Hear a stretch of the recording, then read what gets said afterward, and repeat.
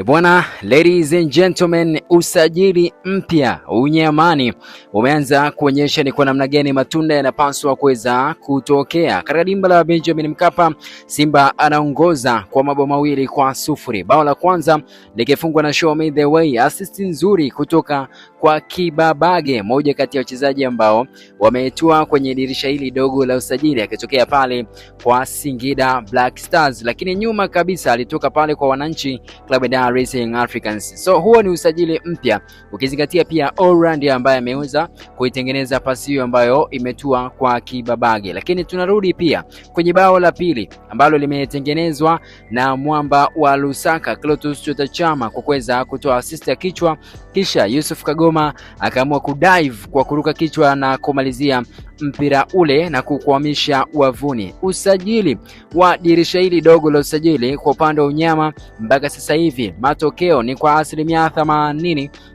yameanza kuonekana. Simba anaongoza kwa mabao 2-0 dhidi ya klabu ya Esperance de Tunis. Mnyama Simba anazisaka kwa nguvu zote alama 3 muhimu na kuhakikisha anafuta ile sufuri bin Karai bin Beseni ambaye alikuwa anasumbuliwa nayo, na kila mmoja amekuwa akitoa maoni yake kuhusiana na kile ambacho kilikuwa kinaendelea. So nimeona pia hata Hans Raphael ameweza kuandika kitu baada ya matokeo haya kuweza kubadilika na kusema kwamba, narudia tena kuambia kuwa ni rahisi ngamia kupenya kwenye tundu la sindano kuliko Simba kwenda robo finali, na pia ni rahisi ngamia kupenya kwenye tundu la sindano kuliko Simba kumaliza mkiani. Simba hana ujinga huo wa kuburuza mkia, hivi sasa anapambania heshima yake. Bwana, matokeo ndio hivyo. Simba kwenye kipindi cha kwanza anaongoza kwa mabao 2-0, mabao yakifungwa na Show Me The Way, Shomari Kapombe pamoja na Kagoma. Heshima ya Simba inatafutwa kwa nguvu zote katika dimba hili la Benjamin William Mkapa. Gweye Aura wameongeza kitu kikubwa sana kwenye kasi wakiwa na mpira, ufundi, lakini pia ngumu kukabiliana nao. Then team bila mpira, abiria sio abiria uwanjani. Hawa ndio Simba. This is Simba brothers and sisters.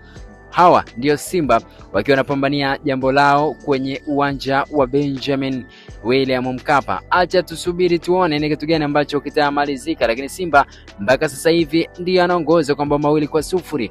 Mabao 2 ya kujitoa mno kutoka kwa wafungaji usiotegemea, wale ambao ni unlikely source, Libasi Gay na Aura, moja kati ya watu ambao wanafanya makubwa mpaka hivi sasa. Let's watch and see kipindi cha pili nini kitatokea na ni jambo gani ambalo litaweza kufanyika redimba la Benjamin William Mkapa. Mimi official PMTZ, na usiache kusubscribe lakini pia kugusa alama kengele.